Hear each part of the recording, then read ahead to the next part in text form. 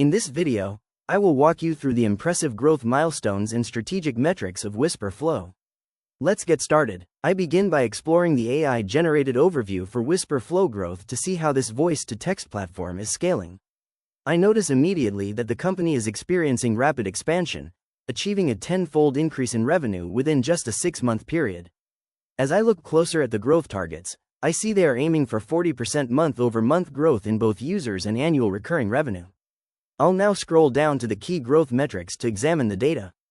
The platform has reached a significant milestone, processing over 100 million words every week. I am also looking at the user base statistics, which show a strong 40% monthly growth rate and high retention.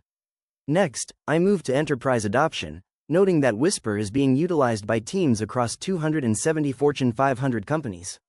I'm checking the funding section now, where the company has raised $81 million to build out the voice interface for AI. One of the most impressive details is that the system is 3 times more accurate than Apple's dictation.